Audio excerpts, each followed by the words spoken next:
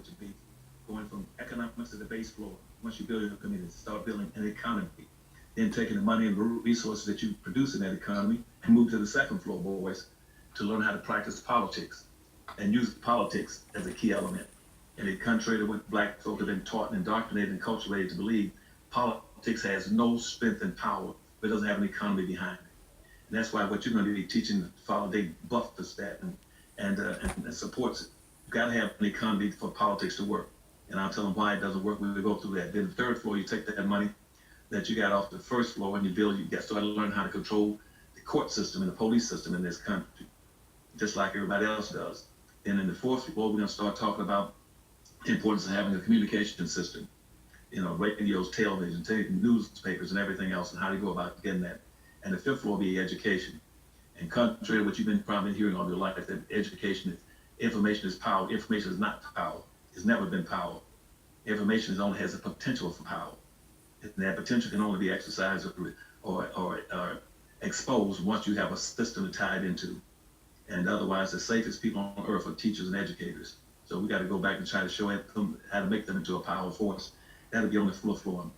Mm-hmm. And unfortunately, our people have been taught for centuries that a 5-story building, instead of starting on the first floor of economics, they've been taught that their salvation is to get an education. And to jump from the sidewalk all the way to the 5th floor is impossible for them to do. Mm. That's why education has been totally nullified by the fact you don't have an economy. And education has never been black folks' savior. Mm. And because there's never been a connection between getting an education and getting benefits. Mm. You understand what I'm saying to you?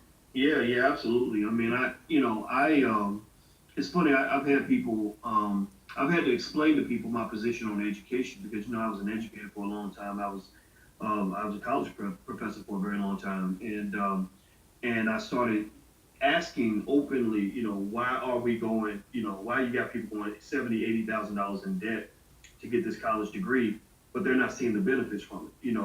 I don't know if you noticed that. I don't know if I mentioned that to you. The average black college graduate is probably going to die in debt. That basically half of black college graduates default on their student loans. So that means they got bad credit and all this other stuff. They come to not being able to pay the debt. Also, the average balance, if you look at the average balance of a black college graduate, and you look at that balance of the student loan debt, 5, 6, 10 years later, that balance doesn't go down. It actually goes up. So for the average student, if they owe $50,000 when they finish school, they owe $60,000 a decade later because they've not paid a penny on their debt. And so it makes you kind of get back to saying, if you got all this education, you got all these degrees, you got all this other stuff you're supposed to have to be successful, why are you not successful? Why are you not free? So I think the first thing we got to confess to ourselves is that the approach we've been using is not working. We need a better approach. Well, you're absolutely right. See, what nobody ever tells black students that education is no more than a tool, just like a hammer, saw, or anything else. It has no effect if it's not used appropriately. Right now, if I told you right now I'm gonna build a house, and I give you a tool, then you know how you're gonna build it. You can build a house. But right now, black folk wind up with a doctor's degree, master's degree, bachelor's degree. They have no place to apply that tool. What are they gonna apply it on? They don't have in the community, they don't have in the business, they don't have in the industries. So constantly they go to college, just in business, for instance, with the things that you've been focusing on, try to cultivate them to understand. Most of our black colleges would teach something like, they'll teach business administration. Now, business administration, what does that mean? That means, we teach you how to administer and run other people's business. I don't need the black folk learn how to run other people's business. Back when I was a kid, they called black folks getting an education, so they become household servants. They go out and take care of other people's house, spend all day washing clothes, cleaning up people's house, taking care of everybody else's home except their own. And what I need black folks to do is cease and desist and look for business administration and start talking about business development and industrialization for black folks. See, the whole thing is off. And that's why it's imperative and important in your program now to go across this country and start telling people information is nothing but a tool.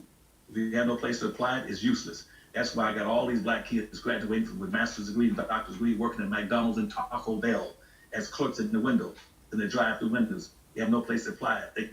They got master's degrees, but they master it in nothing because the schools have never taught them how to build and how to build and develop. They go to school just to be someone's servant.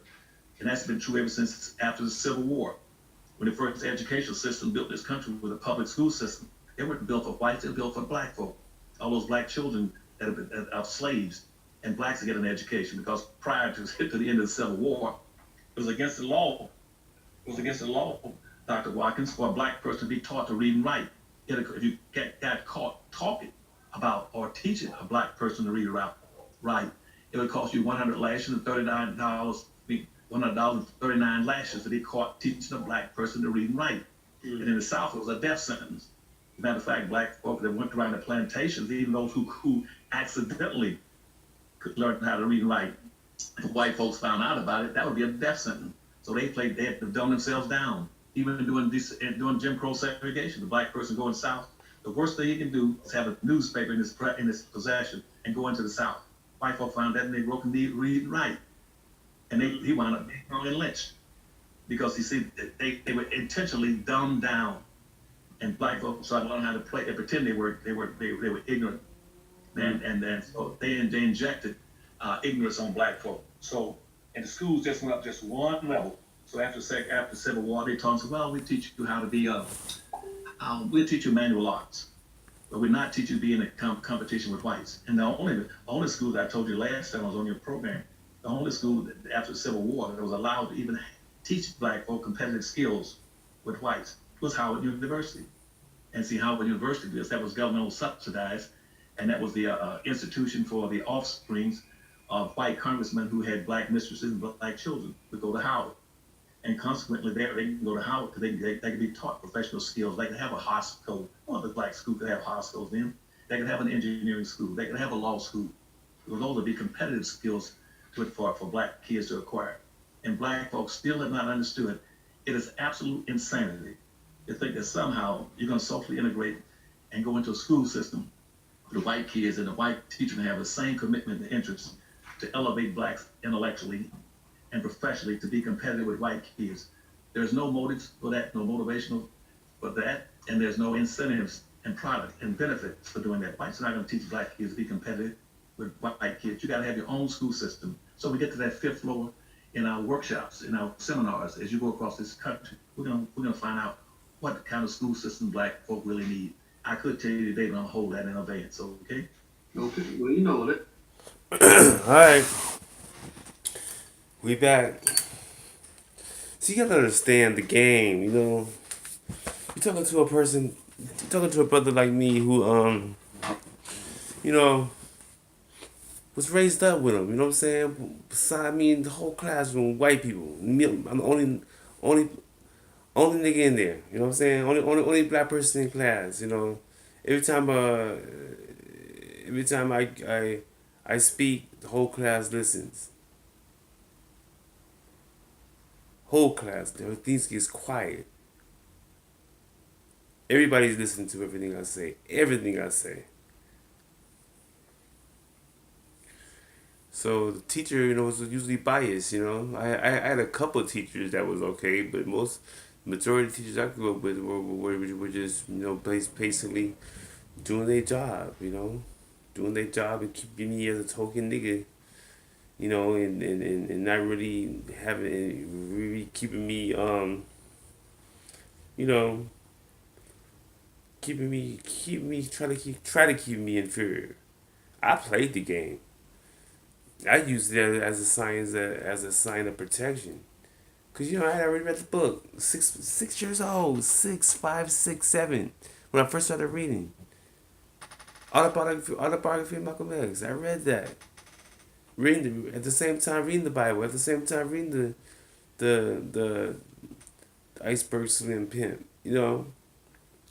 So I was already conscious about what these white folks was gonna be like before they was even start the process. You know, and when they start calling me Malcolm X, you're racist, you don't like white people, and they were doing that with just being funny. They weren't even being mean. They were just doing it just because they were told to do it. So you gotta understand, there's a lot of propaganda out there that you never ever you just overlook until you really start thinking about it, man. Because I just started thinking about my past. Like, this situation happened connected with this situation this year. This you have to understand. Time is everything. You got to take your time and look back on your time and figure out things that happen in life. Things that and you be surprised the stuff the things that you can come up with to solidify all the stuff that you might be thinking or how you might be period or how you might be because education was set up for what like you said it was set up pretty much to put fear keep fear it's actually a fearful thing. I'm going to teach you this when there's a time where you could be killed for being taught this. So why would they kill you, keep you from being taught, being educated, but then all of a sudden now they want to educate you? It doesn't make sense. There's no way in the world they would give you the same education as they give themselves. White folks ain't gonna do that. White folks not gonna give you the same education that they give them, that they give their own people. So why would you even discuss this even in an open YouTube or open airway channel or any kind of technology? You gotta only way to play this is you're at war. We've been at war since the beginning. So if you're at war, you gotta act like you're in war. These Negroes up there talking, they doing what the white man wants them to do. They're doing what they're told. They came out of their retirement because they shouldn't be doing this stuff now. They should be relaxing. But no, they see it's gotten worse. The stuff that they set up, the stuff that they came up with, stuff that they call themselves, trying to prove this, it all backfired. Cause like you said, these kids are. I be out there. I mean, kick people all the time. Be educated. But so what you do with your education? I used to wonder, even as a kid growing up. Even the white teachers, majority of the teacher I had was white. I never had no black teachers. Maybe had one or two in my whole lifetime. It's usually a PE teacher or a music teacher. You know, I never had no English, science, math, black teacher. Never. I never seen that. I didn't see that stuff until my daughter started going to school. My youngest daughter, and she was going to an all black private school. You know, but you have to understand the game. And my daughter's private school, which is a Christian private school, that school is pretty much teaching kids pretty much a white education. So they can go. I could take her to a white school, a white public school, and give her the same education as the black public as the black private school, because all the black private school is making black people pay for a white education, and then I begin fully the white education. So the game is set up. If you want even a little bit of this white education, we're gonna make you pay for it. Does that make sense? Yeah, it makes sense if you if you a cracker, if you on top and you if you in control with the power and the money, you know.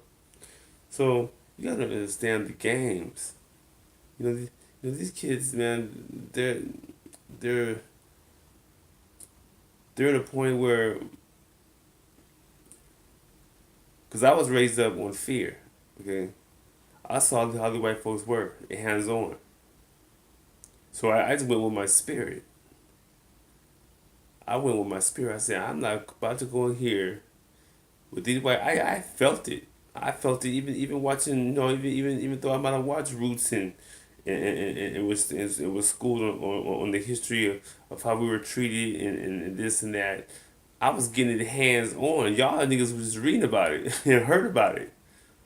You know, and y'all might have grew up to be bigger and to go to college. Then all of a sudden you knew it was true from whatever from the experience of white people that you might have felt. Imagine being grew up about it. Imagine knew about it before it even came up. How about being a child and growing up with it and found out about it before it even started happening. And you're like barely like under 10. So what I did was I used reverse psychology on their asses. You know, And what I did was I survived through it. I mean, you have to understand when you're at war, there's no ways of demonstrating how you did it. You just gotta do it. People always wanna care about how just do it and do it in the war tactics. That's how they do it to you. War tactics. If you don't have that war type, if you ain't got that war type of mind frame, then you wasting your time.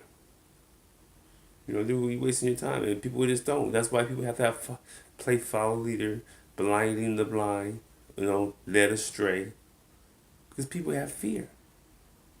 All it takes is one news report to change your whole scenario of what you got going on, what you're thinking, because of your fear. Yeah, I have fear, but but one thing I did have was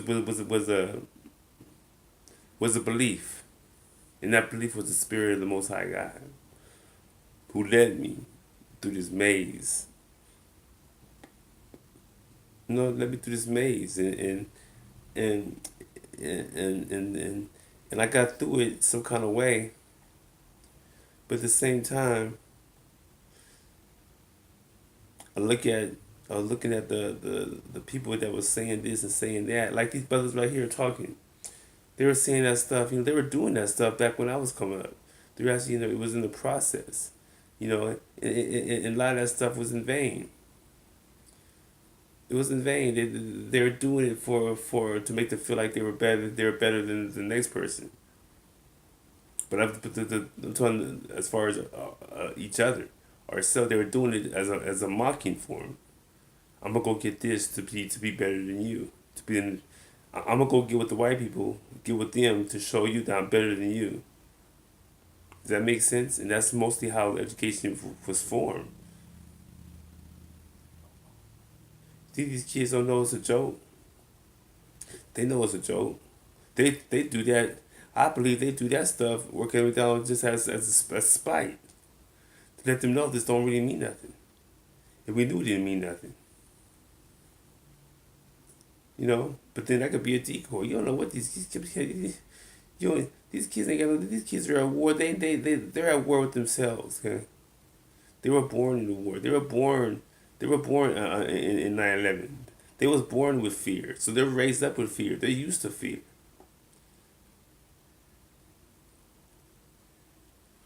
Kind of like I was, so they can relate more with me than they can with you.